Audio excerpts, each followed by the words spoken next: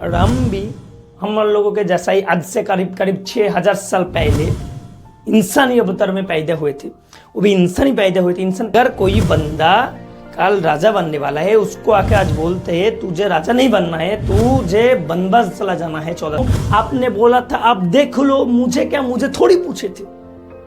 MP MLA नहीं, पूरा देश का वो राजा बनने वाला है। क्योंकि परेशानी हालत में भगवान का साथ नहीं दिया तो तुम तो फिर भी एक इंसान, तुम्हारा साथ कैसे देगा। हालत को बोल तो सकते थे, जब भाई ऐसा बात है तेरा भाभी को कोई उठा के लेके गया है तो एक काम कर, तू तेरा सेना आर्मी जो भी है वो भेज दे, क्योंकि बनवास मुझे हुआ है, आर्मी को सेना को थोड़ी हुआ है, बनवास नहीं हुआ है। भारत को नहीं बोलते, लेकिन जिसका बेटी है उसका बाप से तो बोल ही सकते थे। जैसा बात है आपको बेटी को कोई लेके गया है, मुझे नहीं मिला ढूंढने में, मैं क्या करूं, तुम्हारा सेना को भेजो, वो भी राजा था। कैसे है आप? उम्मीद करता हूं अच्छे ही होंगे। आपका सही हो, अगर सही नहीं होगा तो भी कोई दिक्कत नहीं है, बन जाओगे सही, कोई दिक्कत नहीं है। आज का मेन बेसिकली टॉपिक यही है, हु इज राम, मतलब राम कौन है, राम क्यों है। बात क्लियर है। आज का टॉपिक बहुत ही इंपॉर्टेंट होने वाला है। टॉपिक जो है इसको आप जरूर पूरा तक देखना, पूरा तक सुनना। इसको अगर समझ लेंगे तो आपको बहुत कुछ सीखने के लिए मिल सकते हैं, जो इससे पहले शायद आप सीखे भी नहीं होंगे और सुने भी नहीं होंगे। आज हम इस टॉपिक को थोड़ा अलग तरीके से आपको बोलने का, समझने का कोशिश करेंगे। इस टॉपिक को अलग तरीके से इसको हम कवर करेंगे। एक बात भाई क्लियर है, हम अगर इंडिया से बिलोंग करते हैं, आप लोग भी अगर इंडिया से बिलोंग करते हो तो आपने कहीं ना कहीं कभी ना कभी रामायण का नाम सुने ही होंगे। तो आज वही रामायण जो है उसको थोड़ा अलग हटके, अलग तरीके से इसको समझने का कोशिश करेंगे। उससे मिले हुए जो ज्ञान उसको हम निचरने के, उसको लेने का हम बारे में हम लोग सोचे हैं, उसको अब तक पहुंचाएंगे जरूर। तो इसलिए इस वीडियो को आप जरूर पूरा तक देखना, आपको बहुत कुछ मिल सकते, सिर्फ आपको समझना जरूरी है। तो बेसिकली इस टॉपिक को मैं शुरू करने से पहले आपको सबसे मैं बोल देता हूँ, सबसे मुझे बोलना ज़रूरी है, मैं हिंदू, मुस्लिम, क्रिश्चियन, जैन किसी भी धर्म का खिलाफ नहीं हूँ। मैं हर एक धर्म का मैं आदर एंड सम्मान करता हूँ। तो बात क्लियर है। मैं जो रामायण के ऊपर जो आज मैं टॉपिक बोल रहा हूँ या मैं उसको समझने का आप लोगों को कोशिश कर रहा हूँ, तो ये जो भी टॉपिक होगा ये मेरा नज़रिया से जो रामायण है उससे मैं जैसे जानकारी लिए है, उससे हम जो सीखे है वही चीज़ थोड़ा अलग हट के आपको सिखाने का कोशिश करेंगे। तो चलिए टॉपिक को शुरू किया जाता है। टॉपिक है हु इज राम, राम कौन है। इस टॉपिक को जानने से पहले हम लोग राम के बारे में थोड़ा बेसिक नॉलेज ले ही लेते। मुझे मालूम है अगर आप लोग इंडिया से बिलोंग करते हो तो रामायण के बारे में आप सब लोग जानते हो। आप यूपी से हो, बिहार से हो, दिल्ली से हो, हरियाणा, चेन्नई, मुंबई, कहाँ से भी हो, आप लोग रामायण का नाम सुने ही होंगे। उसका स्टोरी आपको मालूम ही है। बेसिक स्टोरी यही है, एक राजा है, मतलब युवक है, उसका वनवास हो जाता है। वनवास होने के बाद उसका जो पत्नी है, पत्नी को उठा के ले जाते कोई, उस जगह से उसको छुड़ा के ले आता है। यही बेसिक टॉपिक है। इसको थोड़ा अलग हट के एंड थोड़ा अलग तरीके से इसको समझने का कोशिश करेंगे और आपको भी थोड़ा अलग तरीके से आपको सिखाने का कोशिश करेंगे। तो मेन बेसिक टॉपिक यही है, एक इंसान अगर जिंदगी में कामयाब बन जाता, देखिए मुझे मालूम है, अगर आप लोग जानते हो तो मैं एक मोटिवेशन स्पीकर हूँ। मैं मोटिवेशन करता हूँ इंसान को मैं सिखाता हूँ। तो इस टॉपिक के अंदर भी आपको मोटिवेशन ही मिलेगा सीखने के लिए। तो इधर से क्या मोटिवेशन मिलेगा, वही मोटिवेशन आपको मैं बोलने का कोशिश कर रहा हूँ। अगर जिंदगी में आप कुछ करना चाहते हैं, अगर जिंदगी में कुछ पाना चाहते हो, तो एक बात भाई क्लियर है, अगर आप एक इंसान हो तो आपको अगर कामयाब बनना है तो आपको बेसिकली 3 पॉइंट है। 3 पॉइंट आपका सही होना बहुत ज़्यादा ज़रूरी है। अगर इस चीज़ सही नहीं रहते तो आपको कामयाब नहीं बन सकते। बेसिकली पहला पॉइंट क्या है? पहला पॉइंट है आपका फिजिकली। देखिए आपको फिजिकली सही होना बहुत ज़्यादा जरूरी है। अगर आप फिजिकली सही नहीं हो बचपन से तो आपको कामयाब बनने के लिए बहुत मेहनत, बहुत संघर्ष करना पड़ता है। देखिए अगर आपको लगता है कामयाब बनना चाहते हो, अगर आपका फिजिकल कंडीशन सही नहीं है तो आपको दिक्कत होगा। मतलब क्या है? मतलब यही है, अगर आपका हार्ट का कोई सर्जरी होने वाला है, अगर आपका हार्ट बीमार है या आप कैंसर में रोग में मतलब आक्रांत हो, मतलब उसमें अगर आपका कैंसर है, तो बात क्लियर है, आपको कामयाब बनने के लिए मिल नहीं सकते जो एनर्जी होना जरूरी है, जो एनर्जी का चाहिए। तो अगर आपका फिजिकली कंडीशन सही नहीं होगा तो आपको कामयाब बनने के लिए बहुत मुश्किल करना पड़ेगा। बात भाई क्लियर है। दूसरा पॉइंट क्या है? दूसरा पॉइंट है मेंटली। आपको अगर फिजिकली कंडीशन सही है लेकिन आपका मेंटली कंडीशन सही नहीं है तो आप कामयाब बनने में आपको फिर भी दिक्कत आ सकती है, क्योंकि जो इंसान मेंटली डिसबैलेंस है, जिसको अच्छा बुराई के बारे में मालूम नहीं है, जिसको कोई भी चीज़ के बारे में नॉलेज नहीं होता है, जिसका मेंटली कोई हालत सही नहीं है, वो बंदा कामयाब बनने के लिए उसको छोड़ दो, मतलब वो बन नहीं सकते भाई मान लो। तो उसको फिजिकली मेंटली दोनों कंडीशन सही होना जरूरी है।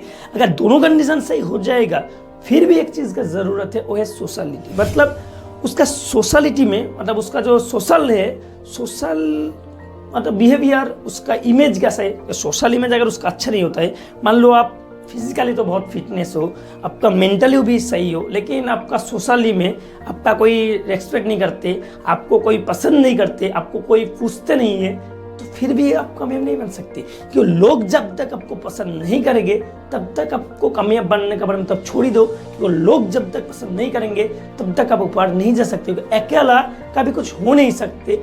इसलिए आपको लोगों का जरूरत पड़ेगी ही पड़ेगी। तो यही बात है, 3 point physically, mentally and socially आपको सही होना बहुत ज़्यादा जरूरी है। अगर बहुत ज़्यादा ज़रूरत है तो ये 3 पॉइंट सबके लिए ज़रूरत है। तो ये जो 3 पॉइंट है, हम लोग ये 3 पॉइंट ही देखेंगे। जो श्री राम है, जो भगवान है हमारा, वो जो भगवान है उसके ऊपर सही बैठते नहीं बैठते। तो पहला पॉइंट क्या था? पहला पॉइंट फिजिकली।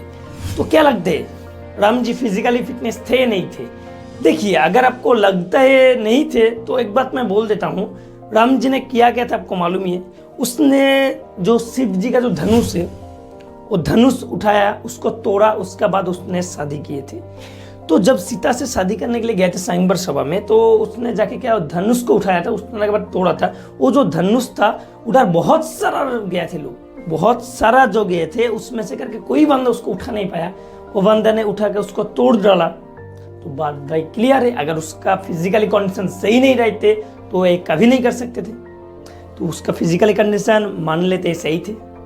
मेंटली देखिए, मेंटली वो अगर राजा बनने वाला है तो कोई ऐसा पागल को तो राजा नहीं बनाएगा ना, ये बात भाई क्लियर, सबको मानते। कोई पागल का राजा कोई नहीं बनाएगा। तो अगर राजा बनने वाला है तो उसका मेंटली भी कंडीशन सही होना था, सही था, इसलिए उसको राजा बना रहा था। तो उसका मेंटली कंडीशन भी सही थे। और सोशली, अगर हम लोग भगवान मानते हैं तो उसका सोशली तो अच्छा होगा ही होगा। ऐसा न, अगर सोशली नहीं होता है तो उसको भगवान कोई नहीं मानते। अगर कोई इंसान को पसंद नहीं करते, वो कोई भगवान बन सकते नहीं बन सकते। तो उसका सोशलिटी व सोशलिटी इमेज भी अच्छा था, तो सोशल इमेज भी बहुत बढ़िया था। ऐसे 14 साल का उम्र में एक बच्चा जाके राक्षस से लड़ते थे पूजा के लिए, तो सोशल इमेज बहुत अच्छा था। बात क्लियर है। तो ये तीनों चीज राम जी का ऊपर सही बैठते हैं, यस और नो। तो अगर ये तीनों चीज सही बैठते हैं, बैठने के बाद ही तो वो राजा बन रहे थे वो। लेकिन बात क्लियर है, जिंदगी इतना आसानी से नहीं गुजरते हैं। अगर ये तीनों चीज बैठ जाता उसका ऊपर, वो राजा भी बन जाता, तो आज का टाइम में राम जी को जो भगवान की तरफ पूजते हैं, उस टाइम में अगर यही तीनों चीज हो गए, अगर खत्म हो जाता स्टोरी, तो आज उसको भगवान के हिसाब से शायद कम ही लोग उसको मानते थे। क्योंकि राम भी हम लोगों के जैसा ही आज से करीब 6000 साल पहले इंसानी अवतार में पैदा हुए थे। वो भी इंसानी पैदा हुए थे। इंसान पैदा होने के बाद कुछ करके गया है, इसके लिए उसको भगवान मानते। तो वही चीज अभी समझने वाला है। देखिए, जो बंदा कल राजा बनने वाला है, उसका साथ किस्मत ने ऐसा एक खेल खेला, वो पूरा का पूरा बदल के रख दिया। अगर आपको लगता है ना आपका किस्मत बुरा है, आपका मतलब नसीब वो खराब है, आपका जो किस्मत है वो आपका साथ सही नहीं होता है, आपका साथ किस्मत जो है वो आपका साथ सही नहीं कर रहे, तो इस स्टोरी को आप ध्यान से सुनने का कोशिश कर, समझने का भी कोशिश करो। सुन का कोई फायदा होने वाला नहीं, आपको समझना जरूरी है। पहला बात क्या है?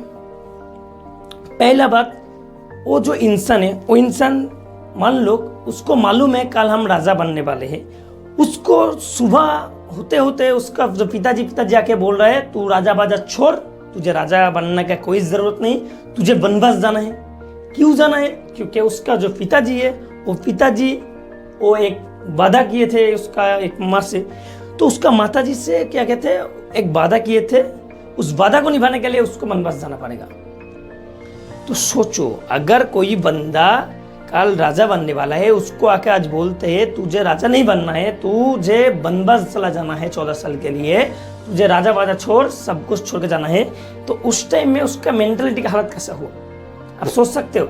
अगर आपसे सिर्फ एक कहते हैं देख भाई तुझे आज से घर बार जो भी है तुझे छोड़ के जाना है, तुझे तेरा घर में नहीं रहना है, तो क्या करोगे तुम? लिटरली उससे मतलब क्या है मालूम है आपको क्या करते हुए। तो उस बंदे ने क्या किया, जब उसको बोला गया तुझे राजा नहीं बनना है, तो उसको तुझे ये सब छोड़ के राजपाट छोड़ के तुझे बनवास चला जाना है, तो उस टाइम में वो आर्गुमेंट में नहीं गया। वो ये नहीं बोला पिताजी वो बर अपने दिए थे, वो वादा अपने किए थे, मुझे क्या, मुझे तो मालूम ही नहीं थे, मुझे पूछा भी नहीं था तुमने ऐसे किए थे। तो बात यही है, राम ने ये बोल सकते थे लेकिन ऐसा वो बोला नहीं, बोला उसने सिर्फ एक ही बात बोला, पिताजी आपने बोला है जाने के लिए बहुत अच्छा है, तो मैं क्या ऐसे ही चला जाऊं या माँ से पूछ के जाऊं। उसने आर्गुमेंट नहीं किया, उसने ये नहीं बोला मैं नहीं जा सकता हूं, मैं क्यों जाऊं, मुझे जाने का जरूरत नहीं, मैं नहीं जाता हूं, आपने बोला था आप देख लो, मुझे क्या, मुझे थोड़ी पूछे थे, ऐसा नहीं बोला। उसने क्या किया, उसने जाके सिर्फ ये बोला ठीक है पिताजी आपने बोला है मैं रेडी हूं, कोई दिक्कत नहीं। तो अभी तक तो बात सही है, अभी तक तो बात सही है, उसका मेंटालिटी टेस्ट हो चुका है। उसके बाद भी क्या हुआ, वो जब बनवास जाने के लिए तैयार होगा, माता जी का पैर छू रहा है, उसका पैर छू रहा है जो उसको जाने के लिए बोल रहा है। आप सोचो, जो माँ उसको बोल रहा है तुझे राज्य नहीं होना है, मतलब राजा नहीं बनना है, तू बनवास चला जा।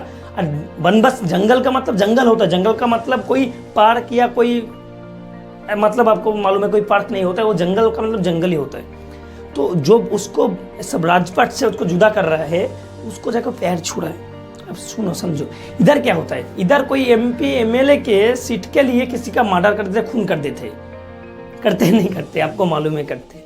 उधर क्या है, उधर वो एमपी एमएलए नहीं, पूरा देश का वो राजा बनने वाला है, वो छोड़ दिया, उसके लिए कोई आर्गुमेंट ही नहीं, जो बोल रहा है उसको जाने के लिए उसका ही वो पैर छू रहा है। तो सोचो वो बंदा कैसा है, सोचना जरूरी है। तो उसका बाद क्या है, बंदा जब जा रहे तो उसका साथ कौन कौन नहीं आया, उसका साथ उसका बीवी और उसका भाई आया है, और उसका साथ कोई नहीं आया ना, आपको मालूम है। उसका साथ उसका भाई जो लक्ष्मण गए और उसका बीवी सीता, ये दो ही लोग उसके साथ गए थे। तो बात क्लियर है, जब बंदा राजा बनने वाला थे तो उस टाइम में उसका घर में बहुत सारे लोग होगा, उसका मामा भी होगा, उसका चाचा भी होगा, उसका भतीजा भी होगा, बहुत लोग होगा नहीं होगा, बहुत लोगों को अंदर उसमें से करके सिर्फ दो ही लोग उसका साथ दिया। और सब लोग भी तो जा सकते थे, तो जब राजा बन रहे थे सब लोग उसका साथ में खड़ा हुआ था, लेकिन जब वो अकेला बनवास जाने के बाद ही आया, उस टाइम दो ही लोग साथ दिए। तो इससे सीखने वाला बात है ये, जब भी आप परेशान में हो, परेशानी में आपका साथ बहुत सब लोग नहीं देगा, कुछ ही लोग आपका साथ देगा। तो कभी नाराज मत रहो, अगर कोई बंदा तुम्हारा साथ नहीं दे रहा, तुम परेशान में हो, क्योंकि परेशानी हालत में भगवान का साथ नहीं दिया तो तुम तो फिर भी एक इंसान, तुम्हारा साथ कैसे देगा। तो इससे परेशान वाला बात नहीं, इससे सीखने वाला बात है। तो जब वो तीनों चला जा रहा है मतलब बनवास में, तो बनवास में जब चला गया कितने दिन के लिए, 14 साल के लिए। तो सोचो 14 साल के लिए जो बंदा बनवास जा रहा है, बनवास में जाके वो लोग रहेगा ये सब कुछ छोड़ के, तो मालूम है वो कैसा होता है। क्योंकि जो बंदा राजा बनने वाले थे, जो राज फैमिली से बिलोंग करते थे, हर एक टाइम उसके पास नकर चकर तो रहे ही होंगे, उसको मानने वाला बहुत सारा लोग होगा। वो जाते थे तो लाल कारपेट बिछते थे। उस जगह पे क्या हुआ, उस जगह पे आपको जंगल में क्या मिलेगा, जंगल में क्या मिलता है, जानवर भालू ऐसा कुछ मिलता है, बहुत सारे खतरनाक चीज रहते, बहुत सारे डरावना, मतलब मालूम ही आपको क्या होता है नहीं होता। और उस टाइम का जंगल तो अभी का जंगल से बहुत अलग था। तो फिर भी जब जाने के लिए सब तैयार हो गया, तीन लोग मिलकर जब जा रहे हैं, उस टाइम में उसका जो भाई है, मतलब जिसको भरत कहते हैं, तो भरत ने क्या है, उसका जो राम जी से जब बोला ऐसे, जब भैया आप अपना चप्पल दे दीजिए मुझे, मैं वो सिंहासन में रख के मैं राज्य को मैं देखूंगा। अच्छा बात है, उसका मतलब क्या, उसका मेंटलिटी सही है, क्योंकि वो भैया का मतलब अच्छे का मतलब एक निशानी रख के वो शासन करने वाले थे राजा को, मुझे मालूम है, ठीक है, कोई दिक्कत नहीं। लेकिन अगर थोड़ा अलग तरीके से सोचेंगे, उसका पास जो चप्पल था, जंगल में चप्पल का जरूरत है नहीं, ज़रूरत है नहीं तो काटा, मतलब बहुत सारा काटा बारा, बहुत सारा खतरनाक खतरनाक चीज़ रहे थे, तो वो सब चीज़ अगर मालूम है तो उसका पैर वाला जो चप्पल था वो भी भरत ने क्या किया, वो अपना पास रख लिया। अगर रखना ही था सीधे हिसाब से, बहुत सारा कपड़ा वगैरह था वो रख सकते थे, नहीं तो और भी जूता पड़ा हुआ था वो जूता रख सकते थे, लेकिन वो जूता जो पहन के जा रहा था वो रख लिया। वो अच्छे ने मतलब सोच के लिए रखे थे, लेकिन बात क्लियर है, तकलीफ हुआ नहीं हुआ जो जंगल में, तो ये सब तकलीफ तो सही है, ये सब तकलीफ अगर फिर भी सह सकते हैं, लेकिन सब तकलीफ फिर भी सह सकते हैं। लेकिन जब जंगल में चला गया, जंगल के जाने के बाद 1 दिन 2 दिन 4 दिन आराम से वो काट रहे थे, जो भी कट रहे थे आराम से, वो कष्ट से हो जैसे भी करके वो काट रहे थे। कटते कटते क्या हुआ, जंगल में ऐसा हुआ, अब सबको मालूम है, रावण आके उसका बीवी जो है सीता को उठा के लेके चले गया। मानते हो नहीं मानते हो? तो जंगल में सिर्फ 3 ही लोग थे, 3 लोगों का अंदर उसका जो बीवी था उसको कोई लेके चला गया। तो उस टाइम में वो 2 भाई मिलके क्या करेगा, क्योंकि उसको पता भी नहीं है कौन उठा के लेके गया। पता था नहीं, पता था ना कौन उठा के लेके गया था, उसको मालूम नहीं था कौन लेके गया है। तो उस टाइम में वो भरत को बोल तो सकते थे, जब भाई ऐसा बात है, तेरा भाभी को कोई उठा के लेके गया है, तो एक काम कर, तू तेरा सेना आर्मी जो भी है वो भेज दे, क्योंकि बनबस मुझे हुआ है, आर्मी को, इस सेना को थोड़ी हुआ है बनबस, नहीं हुआ है बनबस आर्मी को। तो अगर आर्मी को बनबस नहीं हुआ है, सेना को बनबस नहीं हुआ है, तो सेना भेज दे, जिसको ढूंढना है तेरे भाभी को, क्योंकि तेरा भाभी को कोई उठा के लेके गया है, नहीं मिल रहे हो, खो गया है, गुम गया है। फिर भी छोड़ो, अगर भरत को नहीं बोलते, लेकिन जिसका बेटी है उसका बाप से तो बोल ही सकते थे, जैसा बात है आपको बेटी को कोई लेके गया है, मुझे नहीं मिला ढूंढने में, मैं क्या करूं, तुम्हारा सेना को भेजो, क्योंकि वो भी राजा था, राजा का बेटी के शादी हुआ था, तो तू भी राजा था, तो राजा का जो है वो, तो तुम्हारा सेना भेजो, क्योंकि ढूंढना है तुम्हारा बेटी को। मैं क्या करूं, मैं और मेरा भाई हूं, मेरे पास तो कुछ है ही नहीं देखने के लिए। तो इससे सीखने वाला बात यही है, तुम्हारा हालात कैसे भी हो इससे कोई फर्क नहीं पड़ते, तुम्हारा हालात कैसे भी हो उससे कोई फर्क नहीं पड़ते। कभी भी आप किसी का ऊपर डिपेंड मत रहो, कभी भी किसी का ऊपर आप डिपेंड मत रहो। हर एक टाइम आप अपना जो चीज़ है उसको हासिल करने के लिए अपना 110% लगा दो। तो बात क्लियर है। जब ऐसे उठा के लेके चला गया, तो उस टाइम में क्या है, और 2 भाई मिलके क्या जंगल में ढूंढने लगा। तो जंगल में ढूंढते जब उसको पता चला जो सीता जी है उसको लेके गया है कोई आम इंसान या आम कोई लोग नहीं है, उसको लेके गया है त्रिलोकजयी स्वर्गमत्त पाताल। जानते हो नहीं जानते हो? स्वर्गमत्त पाताल उसका जयी मतलब वो तीनों लोगों का सबसे ताकतवर सबसे शक्तिशाली जो है वो है स्वयं रावण। तो आप जगह तो वो बोल ही सकते थे जब भरत ऐसा बात है, तेरा भाभी को कोई ऐसा वैसा इंसान उठा के नहीं ले गया है, ऐसा वैसा कोई लेके नहीं गया है, उसको लेके गया है बहुत ही शक्तिशाली, बहुत ही खतरनाक, बहुत ही ताकतवर मतलब शख्स, वो है रावण जो लंका का अधिपति है। तो अब मैं क्या करूं, वो बहुत ही खतरनाक है, बहुत ही शक्तिशाली, बहुत ही ताकतवर है, आप तो सेना भेज दे। उसका बाप को ही बोल सकता था आप तो सेना भेज दो, क्योंकि आप मुझे पता चल गया कौन लेके गया है, मैं क्या करूं, क्योंकि 2 भाई मिलके हम थोड़ी कुछ कर सकते, आप भेज दो। ऐसा बोला है, ऐसा नहीं किया है। उसने क्या किया है, उसने जंगल में चलते चलते जो मिला, भालू बंदर कुछ भी मिला, सबको लेके चला। कहाँ चला गया? लंका पे। तो लंका पे चला जाने के बाद देखो एक बहुत ही अच्छा स्टोरी है, बहुत ही अच्छा सीखने वाला चीज है। अगर मान लो तुम्हारा बीवी को कोई उठा के लेके जाता है और जाने के बाद अगर तुम्हें मिल जाता है वो बंदा, तुम जाके क्या करो? तुम जाकर सारा गोली मार दोगे? यस और नो? अगर तुम्हारा बीवी को कोई उठा के लेके जाते हैं, अगर तुम्हें मिल जाए तो क्या करो? डायरेक्ट जाकर गोली मार दोगे? बंदा ऐसा किया था नहीं किया था? वो जाने के बाद क्या लिटरली वो रिक्वेस्ट कर रहा था, जरा बन तुमने जो गलती कर दिया ठीक है कोई दिक्कत नहीं, तुम मेरा शरण में आ जाओ, तुम मेरा सीता को वापस कर दो, मैं कुछ नहीं बोलूंगा, मैं ऐसे ही चला जाऊंगा। देखो उसका मेंटालिटी कैसा है, मेंटालिटी वो बंदा कैसा है। तो ऐसा बंदा क्या भगवान बनने लायक नहीं बनी? बात भाई क्लियर है। तो उस टाइम में जाकर वो लिटरली रिक्वेस्ट करे तो बात क्लियर है। इससे भी सीखने वाला बात है, कोई तुम्हारा दोस्त हो या दुश्मन हो, किसी को तुम बुरा नजर से मत देखो, किसी का तुम मतलब गलत ना चाहो, किसी का तुम मतलब एक ही बात है, सबका तुम भला चाहो, सबको तुम आराम से मीठे से नरम से पेश आओ, क्योंकि जो नरम इंसान है वही बंदा दुनिया में कुछ कर सकते हैं। तो जब भी उसने माना नहीं, जो रावण ने, वो मानेगा नहीं, बात भाई क्लियर है। तो जब उसने माना नहीं तो क्या हुआ, युद्ध हुआ। युद्ध होने के बाद आपको मालूम ही है, युद्ध होने के बाद क्या हुआ, राम जी सीता जी को लेकर चला आया, वो जीत गया और जो रावण था वो पराजित हो गया। तो यहाँ पर स्टोरी खत्म हो जाता है। तो इधर सीखने वाला बात यही है, ये सब चीज के बारे में मुझे पहले से नॉलेज था, आपको भी नॉलेज थी। तो इधर से सीखने वाला बात यही है, जो मेरा जो हेडिंग था, जो मेन पॉइंट था, जो हु इज राम, राम कौन है। राम मतलब क्या है, भगवान है। ये मानते नहीं मानते? तो भगवान कौन होता है? भगवान हर एक ऐसा इंसान, हर एक ऐसा शख्स जो दुनिया के लिए कुछ करते हैं, जो दुनिया के लिए अच्छा सोचते हैं, जो दुनिया के सब मतलब संकट से निकालते हैं, वही भगवान बन जाता है।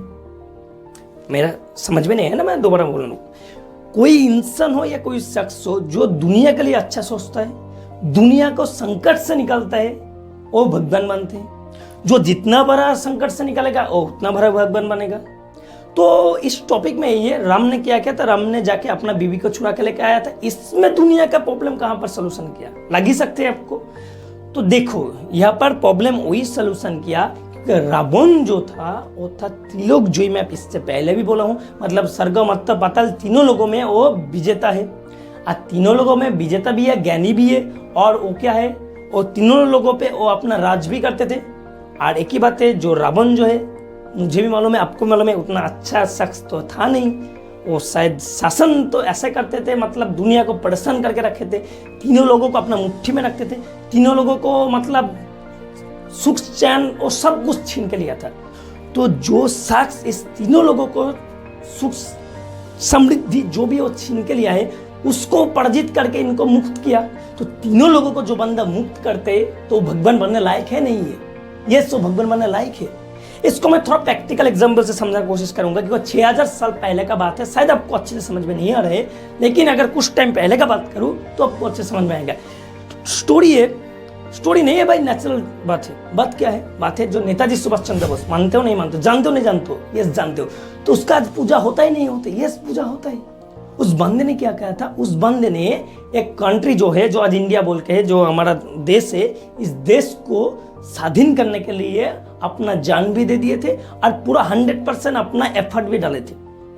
तो जो बंदा एक कंट्री को स्वाधीन करने के लिए अगर अपना 100% देता है, उसके मतलब सोल्यूशन जो है, मतलब उसको स्वाधीन करने के लिए, उसको मुक्त करने के लिए, अगर वो बंदा जान देने के बाद, या मतलब उसके लिए वो 100% मेहनत करने के बाद, वो बंदा अगर आज भगवान है हमारे लिए, क्योंकि नेताजी हम लोगों का सामने, मेरे लिए, आप लोगों के लिए भगवान का समतुल्य ही है। मानते हो नहीं मानते हो? तो एक बंदा एक देश को स्वाधीन करने के लिए अगर भगवान बन सकते हैं, तो एक इंसान पूरा दुनिया को नहीं, त्रिलोक को उसने मुक्त किया था उसका मतलब राज से, तो वो बंदे क्यों नहीं भगवान बनेगा? तो बात क्लियर है। तो राम हर एक ऐसा इंसान है जो इंसान दूसरे का भला चाहते हैं, जो इंसान अपना मोह माया से मुक्त है, वो इंसान जो अपने लिए नहीं दुनिया के लिए सोचते हैं, वो इंसान जो बहुत बड़ा प्रॉब्लम का सलूशन करते हैं। हर एक ऐसा इंसान भगवान है। वो आप भी हो सकते हो अगर आप कुछ ऐसा कर रहे हो।